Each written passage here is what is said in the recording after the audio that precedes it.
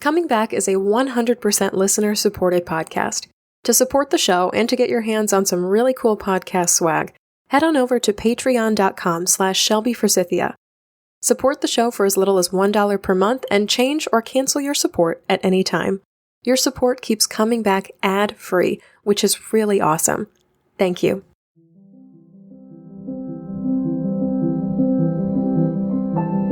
Hi there, and welcome to Coming Back, a podcast about coming back to life after loss.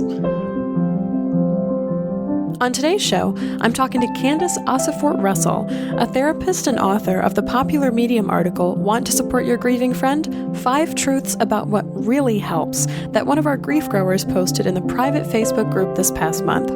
Candyce lost her husband suddenly on Valentine's Day, 1992. Also on the show today, I'm talking about how to recapture your creativity after a loss. I'm Shelby Forsythia, an intuitive grief guide who speaks, writes, and teaches the transformational power of grief and loss. My mom's death in 2013 set me on the path to becoming a lifelong student of grief, and I use what I learned to equip others with the knowledge to heal and remind them that they are not alone. Because even through grief, we are growing. Let's get started. Hello, everybody, and welcome to another episode of Coming Back. I am so excited to be with you today. Just a quick heads up for my Patreon supporters pledging $33 per month or more to support the show. I know there's a couple of you out there. Our monthly Google Hangout is coming up. You should have received an email from Patreon last night, but I will also remind you here that March's Ask Me Anything Hangout will be taking place Sunday, March 25th at 8 o'clock p.m. Central Time. This is your exclusive opportunity to have some one-on-one time with me. You can ask for grief resources or advice on walking through loss with others. We can chat about houseplants or the Golden Girls or how to start your own podcast if you're going in that vein, just whatever's coming up for you. Listeners, please know that this event is limited to my Spirited Students category on Patreon. These are people who have pledged $33 per month or more to support this show. That's about, $6 or $7 per episode, which is pretty rad. If you'd like to join us, you can pledge to support the show as soon as the same day of the event and still receive the link to join the Hangout. If you already pledge on Patreon, all you have to do is go to your profile there and bump up your pledge amount to at least $33 per month or more. This is just like getting an hour's worth of grief work with me for a really, really reduced rate. I am so excited to see all of you there. It's been so much fun. If you would like more information on this event on the Google Hangout, you can swing on over to my Facebook page where I've got my once a month Ask Me Anything live events scheduled through the end of April. You can also always email me at shelby@shelbyforsythia.com.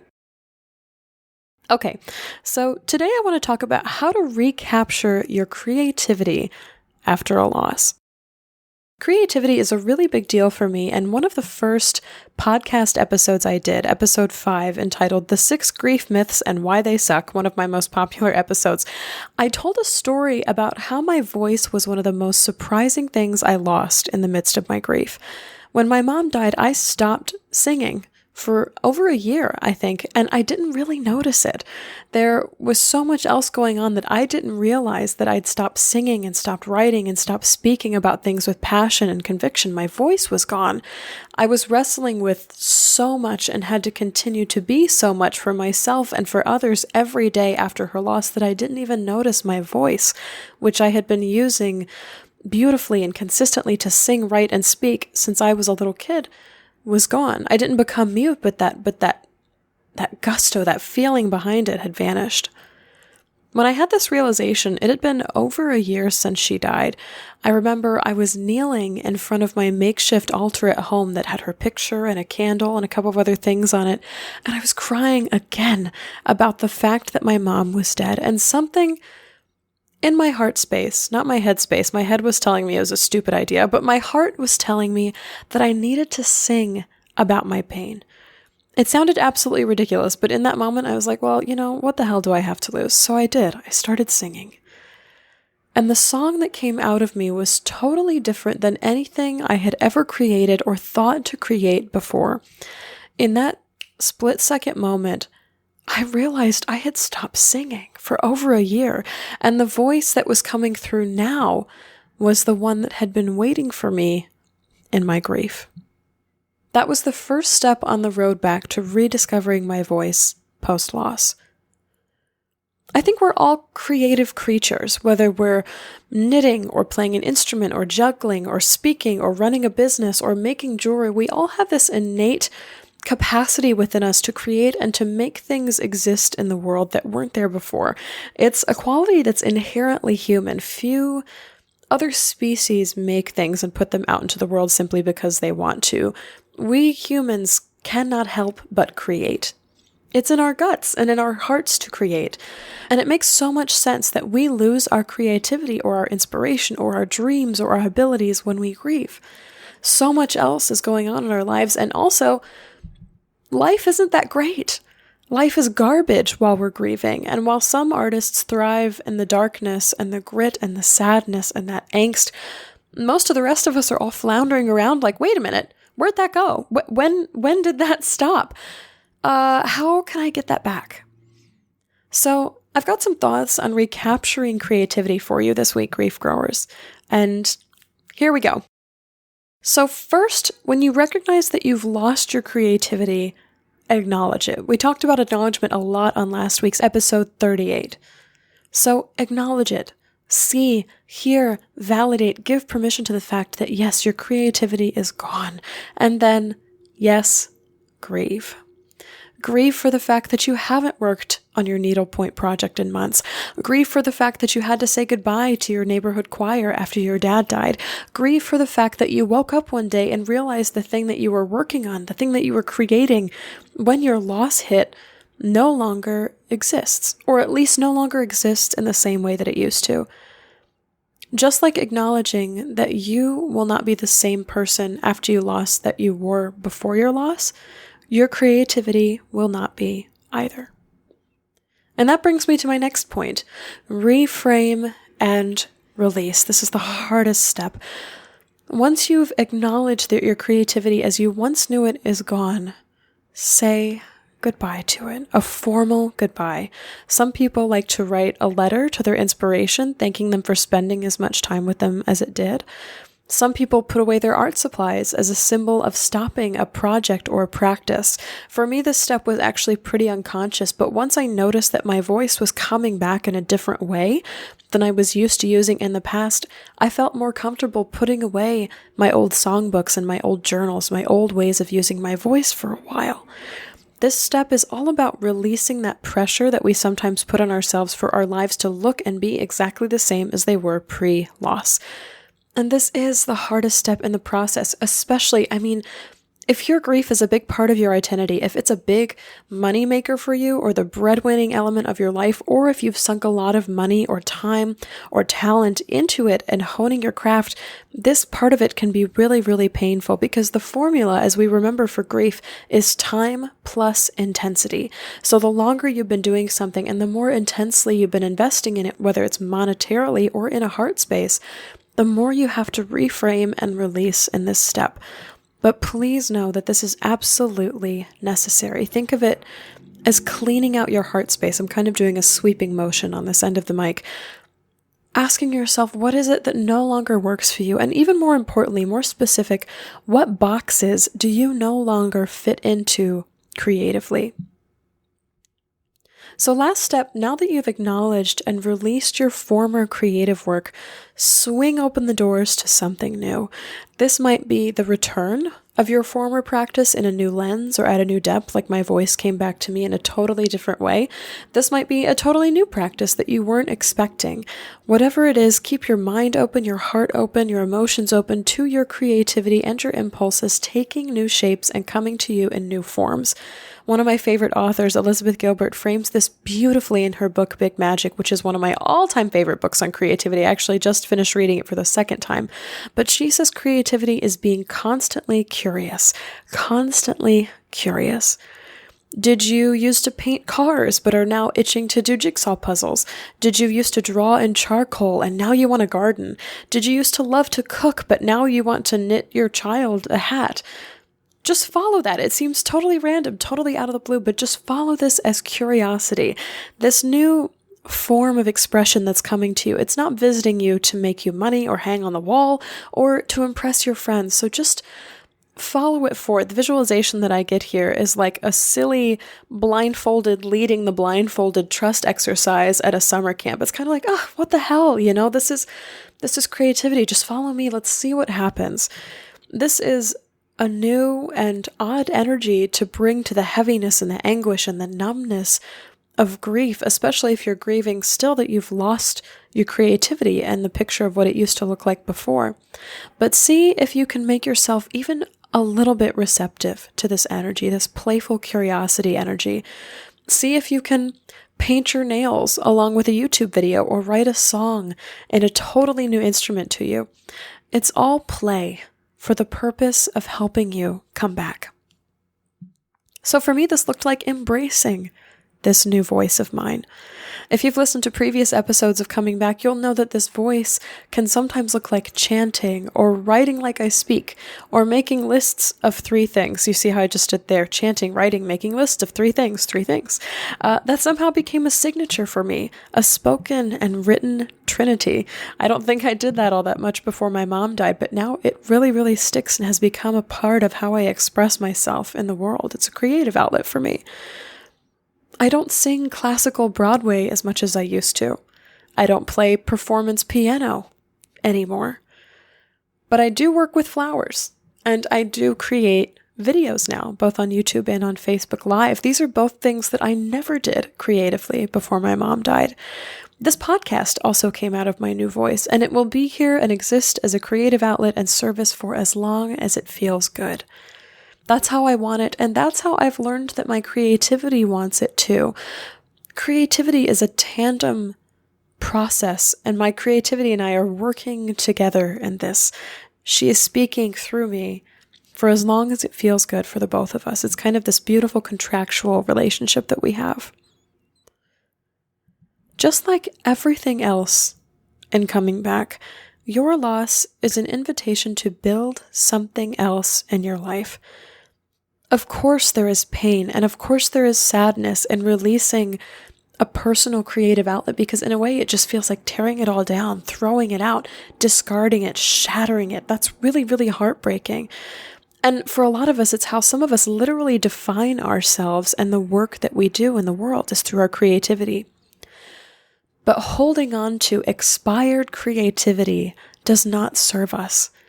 It stresses us out by forcing us to be something that we're not anymore, to try and fit back into that box that we've outgrown. So deep breath here, grief growers. Lean into what's different. See it, acknowledge it. Reframe and release it. And dust off those shelves to make space for your new curiosity. If you don't think you're an inherently creative person but want to start creating after a loss, try on some of these suggestions and see if they work for you. First, jump in anywhere, literally anywhere. Start doodling on Post-its that you keep at your desk. Keep a journal, but make it a little bit less pressure than a full account of your life that people think of when they think of journal. So something like picking 1 word per day or listing 3 things that you noticed that really stood out to you in that day. Watch a YouTube video on clay throwing or stained glass making. Break out that old set of watercolors or plunk around on the piano or the guitar. Literally just start anywhere. You're not trying to publicize, frame, or sell anything that you create. So just unscrew that pressure valve and just start. Secondly, bring some friends or your kids in on it. Tell a friend or 2 or 10 that you want to try painting and go to one of those sip and draw paint nights at your local studio where everybody brings their own wine. Or get one of those friendship making bracelet kits. off the internet and have a bracelet making slumber party with your kids at home. You can mooch off your buddy's gym membership to go dancing or swimming or Zumba or rock climbing at the local gym. You can chip in $5 for a weekend improv workshop. Doing creative things with friends is a great way to get into a creative pursuit, to kind of try on different hats. And also, I love this part about it, to stay connected in the midst of your loss. Plus, in a way, it kind of takes the focus off of observing, of losing, and of mourning for a while and into a space of manifesting and creating. It's a different type of energy that can be really, really refreshing if you feel like you're getting stuck or stagnant in your grief or you're itching to create. The last thing I'll suggest is to make creator a part of your identity. Start telling yourself that you're on a mission to find the best feeling, most creative way to express yourself. Along with whatever loss has occurred for you, discard the idea that you are no longer a creative person. Adhere that identity as I am not a creative person to the person, place, thing, pet that you lost, and lose that idea too.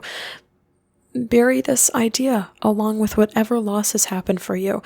And kind of resurrect yourself as this creative person and send yourself on a quest to become the creative person that your loss is inviting you to be. I absolutely adore creativity. It is a huge part of who I am, and I know a huge part of you too, grief growers. Every single week I log into the private Facebook group and see the poems and quotes and photos and journals that you're sharing. It's immensely powerful to transmit our grief and loss into something besides plain old conversation. And of course, all of you listening have an open invitation to join the Grief Growers Garden on Facebook at any time. All you have to do is search Grief Growers Garden in the group section of Facebook, make your request to join because this is a closed group, and then answer 3 screening questions. Then you are all set. One last note, if you'd like to talk more about recapturing your creativity after loss, join me for the final Facebook Live of this season, Season 2 of Coming Back, this coming Monday, March 19th at 1 o'clock p.m. Central. We'll talk about how loss can make us lose our creativity and all of the things we can do to both honor the loss of our creativity and to call our creative instinct back into our lives. Just like my Facebook page, Shelby Forsythia Intuitive Grief Guide, to be notified when the broadcast begins. Next up, we'll talk to Candyce Ossefort-Russell, whose husband died from a bizarre and fast-moving virus that attacked his heart.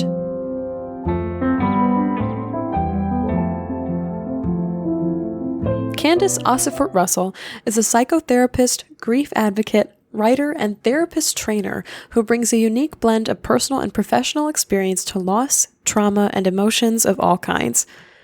Her journey to becoming a psychotherapist began when she was widowed at age 30, while still nursing her 11-month-old son. By going all the way through the darkness of deep loss with the help of a kind and fearless therapist, she learned wisdom, compassion, and a fierce ability to be with the intense emotions, all of which brought her to her calling to help others on their own journeys through loss and trauma. Since then, Candyce has pursued studies in psychological, spiritual, and scientific perspectives of suffering and transformation for over 25 years. She is the founder of the Deep Center for Counseling and Psychotherapy Training, which is based in Austin, Texas, where she helps clients make their own way through grief and trauma. She writes about grief and other intense emotions to educate people in our death-averse world, and she trains therapists nationally and internationally to understand how to be truly helpful when clients are going through the darkest of times. Just a heads up that due to a tech glitch on my end, my side of our conversation, this interview today, is a little bit harsh and fuzzy sounding, but I've done the best I can to smooth it out. So let's get to our interview. Well, Candyce, thank you so much for joining us on Coming Back this week. I'm so excited to have you here on the show because one of our grief growers in the private Facebook group shared your what I like to think of as viral Medium article entitled "Want to Support Your Grieving Friend? 5 Truths About What Really Helps." And the instant I read your writing, I knew I had to have you on the show. So if you could please start us off with your loss story. My loss story is that when I was 30 years old and my son, my first and only child, was 11 months old, my husband, who is a healthy, fit 39-year-old runner, became suddenly ill a couple of days after our baby's first Christmas. And on New Year's Day, I had to take him to the emergency room because he had shallow breathing. and I had to drop him off at the emergency room while I ran home to call my mother, who lives in a town that's about an hour from me. My mother came to watch my son while I went back to the hospital. And it took them the whole day to figure out that this healthy, fit runner was having heart problems. And a cardiologist came and told me if he didn't make it through the night, he wouldn't be surprised. And yeah. And so I went from having a healthy husband to 2 days later being told he might not make it through the night. And then he did make it through the night, but that then led to a phase of progressive heart failure. He turned out to have had a virus that attacked his heart and essentially just ate his heart muscle. And so a week after going into the hospital, he was put on a ventricular assist device, which was essentially an external artificial heart. Having done that, that permanently destroyed his actual heart, which meant he had to have a heart transplant. And so we were then waiting while he was in the hospital in ICU for 6 weeks, waiting for him to get enough strength to undergo transplant surgery and to get a donor heart. And then the big story was that on Valentine's Day, the day that we had gotten engaged 5 years earlier, I was visiting Marty, my husband, at the hospital. And one of the nurses ran in and interrupted us during our visit, and I was kind of angry at first, but she burst out that we got a donor heart. So we got a healthy donor heart on Valentine's Day. Isn't that? Yeah. It's like the irony of getting a heart on Valentine's Day. And so everybody knew this young dad in the hospital waiting for a heart. So while they were preparing him for transplant surgery, all the doctors and nurses and therapists and everything were coming by his hospital room to say, "We're so excited for you after what you've been through. This is going to be the easy part." And then he went into surgery and he didn't survive. In the wee hours of the morning of February 15th, he died in surgery. And so that was just shocking.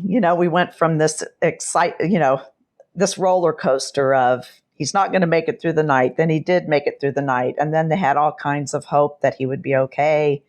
And then he didn't survive the surgery. And so that is walking out of that hospital was when I walked into a world that was forever different. I feel like, just like this analogy of the roller coaster, I feel like the literal wind has been taken out of me. I talk about grief so much as this instant plunge into darkness, and it's irreversible. Yes. And it is. What was going through your mind, if anything, walking out of this hospital, walking to this 11-month-old baby who, I mean, I'm like, you've got dependents, you've got family, he's got family, all this came crashing down on you, I'm sure.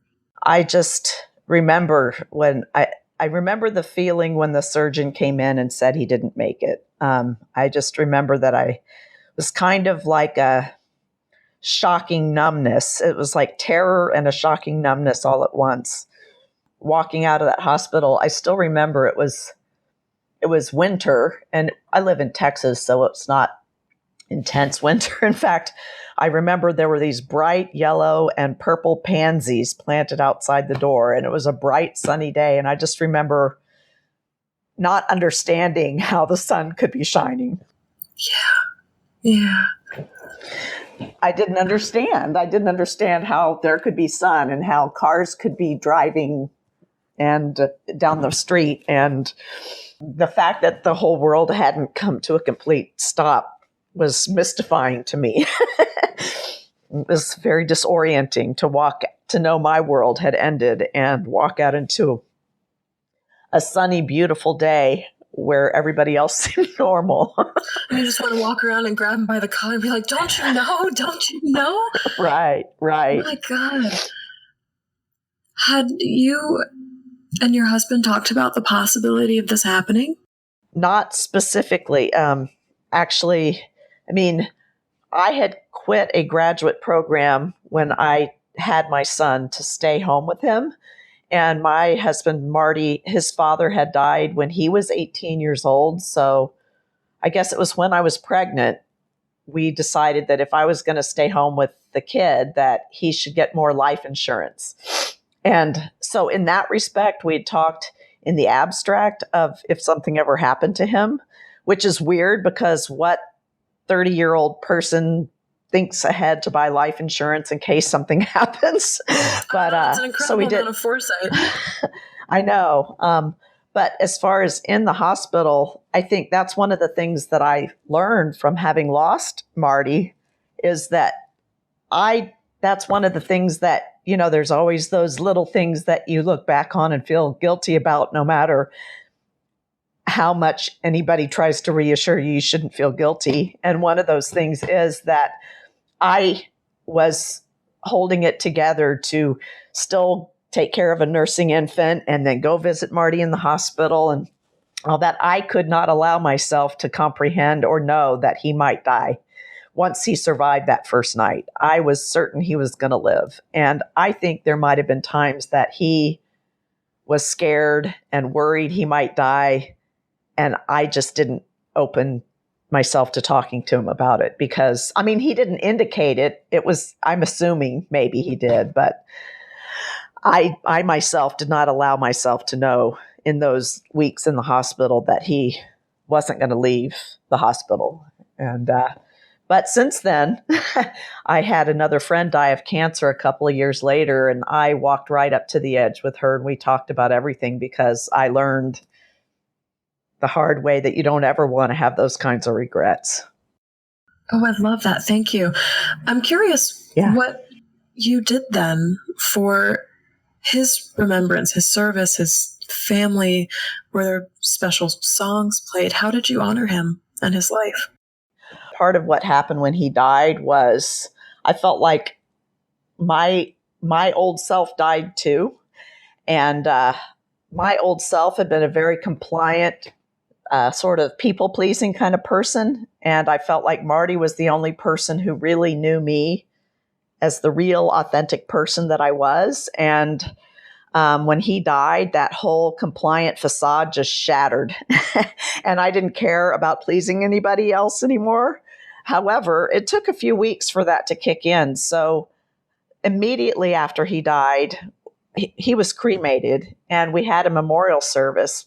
And that memorial service, I did my best to honor him the way I could, but he wasn't that religious of a person. And his mother was very religious, and my parents were too.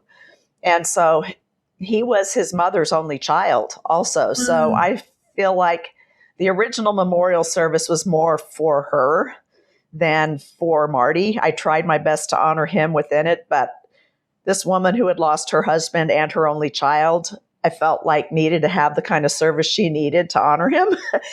And then my son was just a baby, and so he wasn't going to remember any of it. So I actually saved Marty's ashes for 4 years, 3 years, for 3 years. And when my son was 4 years old, I wrote a memorial service for Marty that included music and poetry and memories and stuff that fit him, that fit me. And I got him a burial plot, and I hosted a memorial service 3 years after his death that was really the right one, that was for him, and that my son, who was then 4, could participate in. And I wrote that whole service from beginning to end, and it was very meaningful. So we did 2 things. This is something I've never heard of before, but it seems like there's a lot of permission in this to continue to hold on to things, to not have to move through so quickly, to, get rid of the ashes so quickly, to only have, the one and done memorial service. I'm wondering if you can speak more to this idea of having permission to hold on until we're ready to let go, or maybe even this idea of letting go in pieces. Yes. That's definitely something that I'm very grateful to my family. And I went to therapy right after my husband died. I had been in career transition and talked to a therapist just about that stuff before he ever got sick. And so I had this person who turned out to be an, an amazing life-saving resource who, between my family and this therapist, were just going with me through the process. So I had a lot of permission to listen to my intuitive process, and there was nothing in me that felt like any of this advice about closure or getting over things or stupid phases of grief made any sense, you know? So I really just trusted myself and the phases that I went through. And now I am a therapist and I study this stuff and I help people, and I really see there is no magic time frame for this stuff, and grief takes its time. And I don't mean time heals all wounds, because it doesn't, and it's not just a matter of the passing of time, but it does take time to do your healing. I know I felt pretty much in shock for about a year. I had certainly moments of feeling a lot of feelings, but I was pretty numb and out of it for about a year. I mean, I was functional. I don't mean I wasn't functioning, but my emotional state was very, very shock-like for about a year. And then the second year, I started feeling so much, and the people around me wanted me to take antidepressants because I was feeling so much. And I was like, I am finally alive again. Don't you dare shut me down. Like, I've been waiting for this. That's right. And then I was angry for about a year. I was enraged with the universe for about a year. You know, it's just, things take as long as they take. I was grateful I didn't have to leave the house we lived in together. I took my time going through his belongings. And then a couple years after he died, I suddenly had to get out of the house. So I sold the house and moved. And I just did everything on my own timetable with lots of support. And I can't tell you how much it means to me that I had that support to take my time, because I really kind of re-knit my very being from the ground up in that process. Oh, I just got chills. What a great phrase.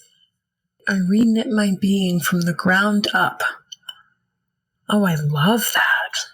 Because the other thing that I write about a lot too is that when we have a major loss like that, especially a traumatic loss, like when you lost your mother at such a young age, and me losing my husband in the middle of a life where it was out of the order of things, you not only lose the person, which is a huge piece of the grief, but part of what happens is it shatters the way your identity and yourself is organized. There's a whole bunch of science behind this, and the coming apart of how I thought the world was supposed to work, the coming apart of who I thought I was in the world, you know, all those things. That is another aspect to the loss that takes time to heal. And we don't talk about that very much. It's about kind of like, well, you get used to the fact that this person is gone and you move on. And it's like, no, it's aspects of your whole identity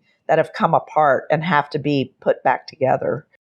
Yes, absolutely. And I'm leaning into right now the story that was at the top of this article, Want to Support Your Grieving Friend. Can you retell the Sadie story for people who may not know this? Sure. So this was just a few months after my husband died. I was talking to a friend who Marty and I had been couple friends with Sadie and her husband, and before Marty was sick. And in fact, they gave us a baby shower when I was pregnant and everything. And after Marty died, I was talking to her, and she said, you know, I always heard about how sometimes when people are widowed, their friends kind of leave them behind and don't want to be around them anymore. And I always thought that was terrible. But you know what? Now I understand. And I was just like sort of taken aback and wondering what in the world. I was like, what? And she said, yeah, it's like, it's uncomfortable for me to be around you because it makes me realize something like that could happen to me, and I don't want to think about it. Maybe we should talk about something else. And I just was reeling. I just had no idea how to respond to that. I was just like, you think it's uncomfortable for you? You try waking up in my bed every morning. So I wasn't really friends with Sadie after that. Yes, I think this happens so much in grief. I literally lost friends after my loss because they're like, I don't know how to be with you when you are this sad. Or like, it was overwhelming to them. And it was like, this is too much for me. And I was like, it's overwhelming for you. Like, you don't understand. Right. Like, I just want to tear my hair out and be like, are you crazy? And like scream at them. And I know. And it just boggles the mind. And you're just like, this, the lack of comprehension there is so strong. But I really want to speak to this because it's so true for so many people who are friends of grievers, is not knowing how to sit in the sadness or make space for it, or whatever other phrase you'd like to use for it. And the rest of this article, the Want to Support Your Grieving Friend article, is the reasons why we struggle to do this. And then the best part about it for me was actionable tips for how to do this, because even grievers can tell you what not to do. And we spoke before we started recording today about the concept of grief shaming, where society shames grievers for grieving. But then grievers also turn right back around and shame family and friends for not treating them, being with them the ways that they need. And we're like, well, I was just trying to help. Because you even said in this article, I was like, I knew my friend Sadie was just being honest with me, but my God, that was terrible. And and so I really wanted to get into, I'm going to make this a two-parter for us, how you channeled this loss in your life to become a psychotherapist and educate yourself in a way that helps others, and then how this has formed into the science of being better people surrounding grief and loss. Okay. So I was in career transition when I had my son. My undergraduate degree is in computer science, and I realized 4 years into it that I really hated it. And so I had gone into a research psychology PhD program before I had my son. And it was so all-consuming that when we decided to have a child, I decided to put that PhD program on hold. And then my husband died, and everything changed. And I had, because, like I mentioned, my husband had bought life insurance, I had a period of a few years that I could luckily take the time to just grieve and parent my child and sort through what in the world I was going to do with myself. But I didn't have enough money to live without working forever, just for a few years. And so I just grieved, and I wrote. That was when I really started writing for the first time. I wrote about my grief. I wrote about my response to the culture about grief, and being in therapy with this therapist who just went into the darkness with me and walked all the way through with me, just changed my life in a way that I don't know what I would have done without her. So about 5 years after my husband died, I realized I needed to become a therapist. I was no longer interested in research psychology. I wanted to be in the nitty-gritty of sitting with people in their dark places. And so I did go to graduate school at that point and became a therapist myself. And now I've been a therapist for about 20 years.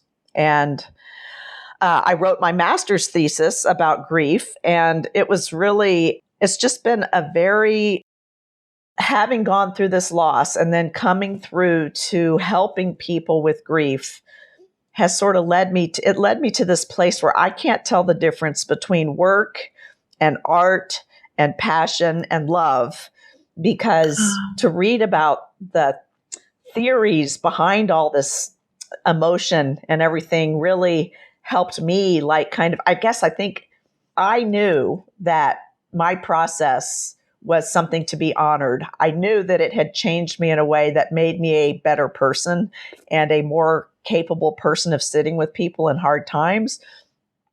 But I wanted to have the words to validate that to the universe, to the world.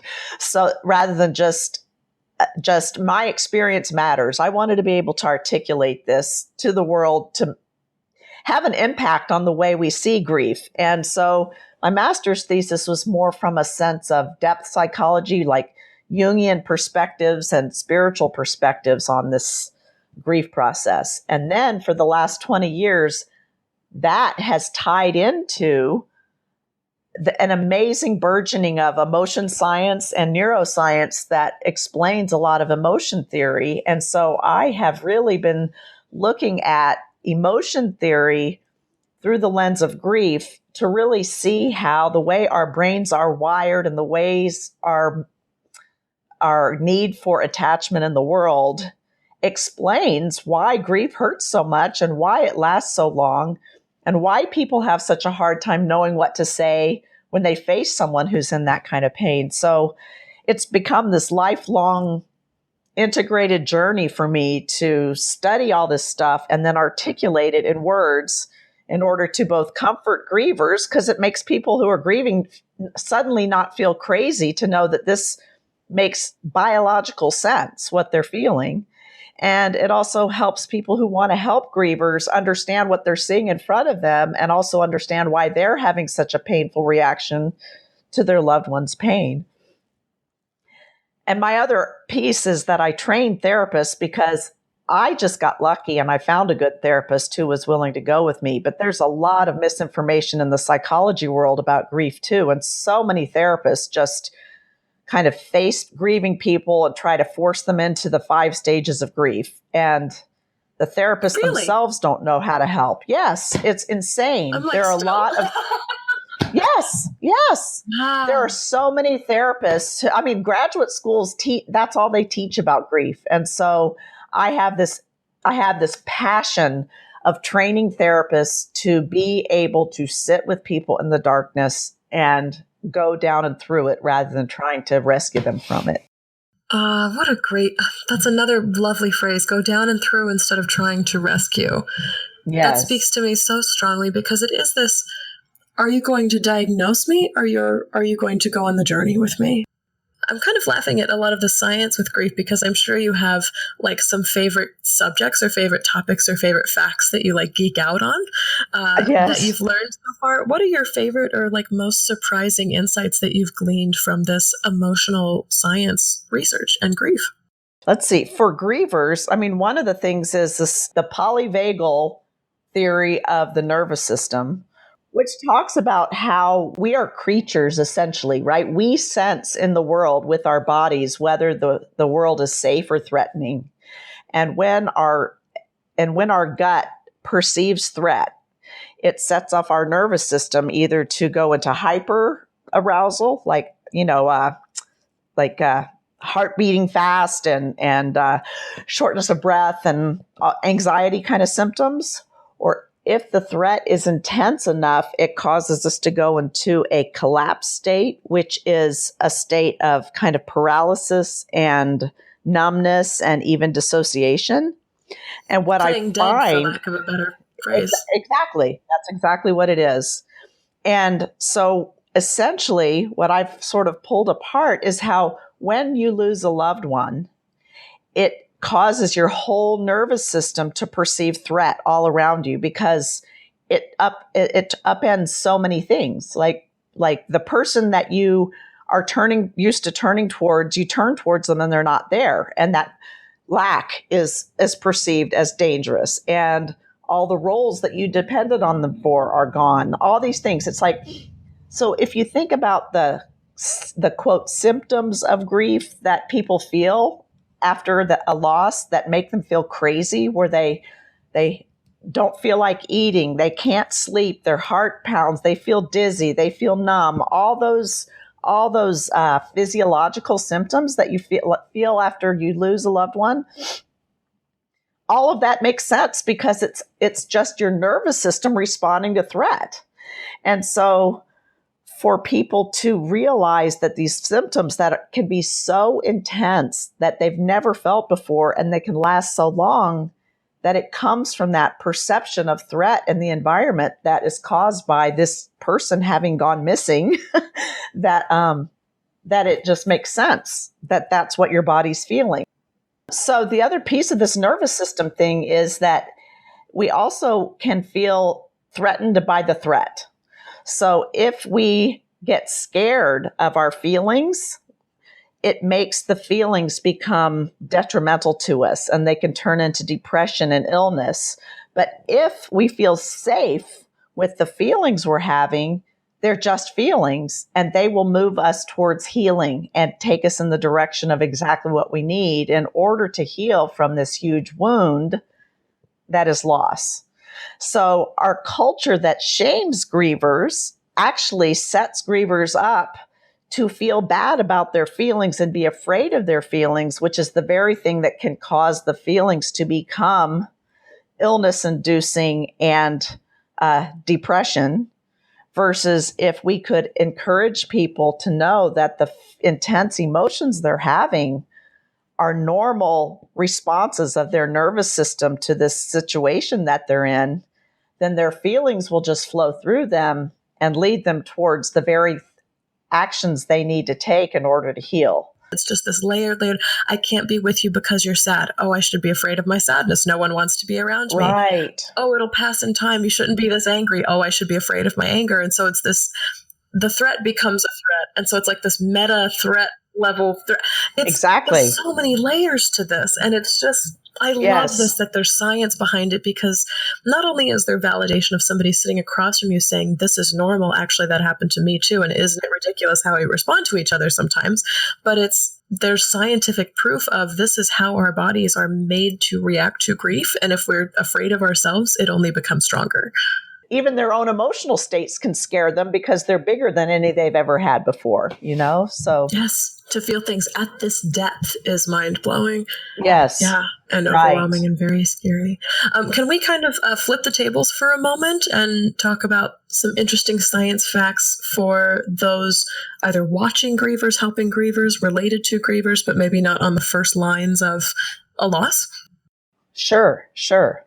So the science that I've really seen that really makes sense to me is about the attachment system. We humans have social brains, meaning we are wired to attach to each other from the time we're born. We're wired to need to have the people we love close to us as much as possible. And so part of the attachment system is the caregiving system. This is a biological reflex that we all have wired into our brains. So what that caregiving reflex is when we see someone we care about who's in pain, our biological reflex is to protect them from pain. It is a reflex. It's kind of like we can't help it. You see somebody you love who's hurting and you want to help. You want to make the suffering stop. Anyone who's a parent knows that with a little kid, right? They're in pain. You want to make the pain stop. But then you run into something like death. And so you're looking at your loved one who's grieving, and your biological reflex is causing you to want to protect them from this pain, but you can't. Because the only thing that would make that pain stop is to raise somebody from the dead, which you can't do. So what's happening inside the person who wants to help is this conflict between two parts of them, is that it's this sense of a biological reflex pushing them to fix it, and the utter realization that it cannot be fixed, which generates a feeling of helplessness, which is deeply unconscious. I'm not saying people are walking around thinking, I'm so helpless, but that's how it works. So that to me is what people are responding to when they say the stupid things they say, because they don't know what to do. They're having this internal sense of they want to help. They feel helpless. So they just say things to try to fix it. The impulse is to fix it, to say, why don't you get out more? You're not getting out enough. Or, you need to do your grief work. Going through your grief steps will help you get over this faster. He's in a better place. Time heals all wounds. It's helpful for grievers to know the science of people watching grievers too, because our impulse is to just look at them and be like, well, you weren't doing it right. And then they're like, well, I'm just trying to help. And it turns into both parties being more walled off to each other as opposed to more sympathetic, because I was so angry at everybody else in my life for not understanding. I'm like, why can't you understand that this is and just me too. Yes. And why can't you understand that this is so painful and all consuming? And they're like, well, my peer group was mostly like, why don't you just drink? Because we're all 21. Like what else do you do? Come to this party, focus on your thesis, go back to school, right? Like, all this other stuff, or one day this will seem small. And I'm like, well, that's not today. And so I would discount people majorly, but I didn't understand what they were going through on their end was this literal, internal, unidentifiable anguish of watching me struggle, but not being able to do anything about it. Right. And that just having to sit and watch is hyper painful. It requires a lot of kind of effort on the part of the person who wants to help to notice that's what they're feeling, and then stop and simply say, I don't know how to help. I want to help. I care about you. I don't know how to help. To me, that's so much more helpful than jumping in to try to do something that's not helpful. And so for people to be aware that that's what's happening and that it's okay to respond with, this death has humbled all of us and we are all in pain and we don't know what to do. Let's be in that together. That brings us together in humanity. So I also found, and for grievers out there, I did find that there were definitely people who did rise to the occasion, who were there for me. And going through a major trauma like that does kind of separate the wheat from the chaff, so to speak. Mm-hmm. I lost friendships with people who couldn't show up, who I thought would have been my friends forever. And I gained new friendships and also deepened friendships with people I didn't realize had the depth to really show up. And so it rearranges a lot of stuff. It's another layer of loss that you go through. But over time, you end up knowing that the friends you have in your life are the hardcore people that you want to go through life with. Yeah. I heard you say hardcore, but I heard heartcore. And I kind of like that for you. I like that. Yeah, I do too. Yeah. Life with. Yeah, I'm going to take that. Yeah, please do. I love it. I love coming up with new phrases for grief. Yeah. I'm looking at some notes that I was taking in your story, and I want to touch on really quickly before we sign off for the day on the concept of memorializing anniversaries, death anniversaries. It sounds like Valentine's Day was and still is a hyper important day to you, for you and your husband, because that was the day that you were engaged, but then all of a sudden it became a nightmare of a day. And so I'm curious as to what you did the first year out, the second year out, if things have changed over time, if you ignore it, if you do something on purpose because of it, if you hate Valentine's Day now. I'm just so curious about how not only an anniversary, but how a holiday has changed for you. Yes. Well, that's interesting you asked that. You might want to go on Medium and see the article I posted on Valentine's Day this year. It's called 12 Things I Learned About Love When My Husband Died on Valentine's Day. I'll definitely look at it. I'm very much for doing things on anniversaries. It really, to me, ritual really helps to hold and honor the emotions that we have. And on the first Valentine's Day after Marty died, he used to buy me a dozen roses on Valentine's Day. It was kind of cliche, but it was very special for us. So I went and bought a dozen roses for myself on Valentine's Day. And I had a babysitter for the day, and I went and visited 12 places that were our favorite places to go. And I left a rose at each one of those places. Oh, I love that. And the second Valentine's Day, I was in that place of anger. I took his ashes and I went out to the graveyard. He wasn't buried yet, but I went out and I put roses on a grave in the graveyard next to his ashes, and I stomped them into the grass. I just stomped those roses into the grass. I was so mad. I was so mad at the universe. I dug those roses into a red paste into the grass. And I've tried to do something on Valentine's Day every year. But then I did remarry 11 years after my husband died. I found the right man. And when I remarried, I decided that I would reclaim Valentine's Day for him.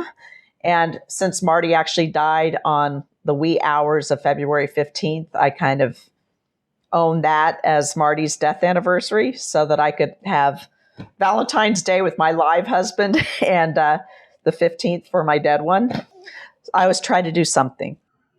I think that's really important, and important too that we give ourselves permission to change the script as time goes on, because the rituals don't always feel appropriate every single year. Yes, sometimes you're in a rage space, sometimes you're in a gratitude space, sometimes you're in a kind of a mellow, like a heart space. Yes, absolutely. I'm hearing you on that. Thank you so much for sharing your new and old rituals with us. Yes, thanks for asking. So Candice, before we sign off today, I want to let people know where they can find you, what you're working on now, just how best to get in touch and read more about your story, because the way you write, the science behind this has been totally fascinating to me.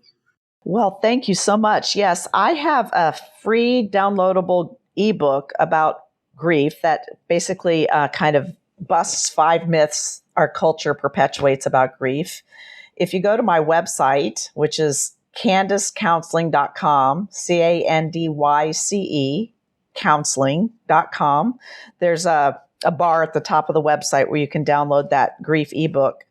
I'm hard at work on a book that puts all this science of grief into words for people. And I'm very excited about it. And it's a lot of work, and I want it to be out there now, but it takes time. So I am also publishing articles on medium.com.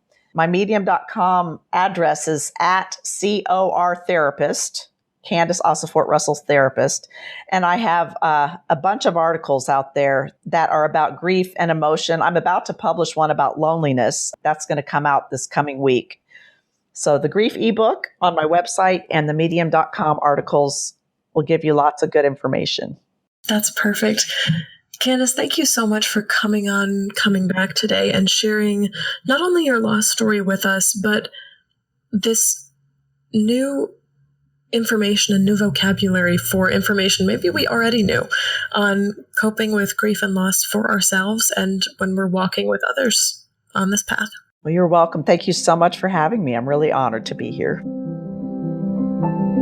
So that's all for this episode of Coming Back. Thank you 1,000 times over to Candyce Ossefort-Russell, who said yes so fast to coming on the show after I read her powerful article that another grief grower posted online in the group. Candyce came back by leaning on and falling into a wise and compassionate therapist, and by studying the biology of grief and grieving. You can find a link to Candice's work where you can find her free ebook called Your Grief is Your Own in the show notes. Join me for the last Facebook Live of Season 2 of Coming Back, Monday, March 19th at 1 o'clock Central Time, where we'll talk about recapturing your creativity after a loss. Thank you to all of you out there who are continuing to support the show on Patreon and donating to support the show through my website, shelbyforsythia.com. If this show has changed how you see grief, head on over to shelbyforsythia.com/donate to check out the myriad of ways you can support this podcast. If you liked what you heard this week, you can also support the show by telling a friend about Coming Back, because you never know what someone you love is going through. Thank you to Mr. Eddie Goldstein, who composed our theme music. You can find me on Facebook at Shelby Forsythia Intuitive Grief Guide, Instagram at Grief Guide Shelby Forsythia, or simply shelbyforsythia.com. If you'd like to leave a question or a comment for a future show, leave a voicemail or text 312-725-3043 or email me at shelbyforsythia.com, subject line podcast. As always, my dear grief growers, it was beautiful sharing this space and time with you. I see you, I am proud of you and the work that you're doing in the world. And I love you. Because even through grief, we are growing.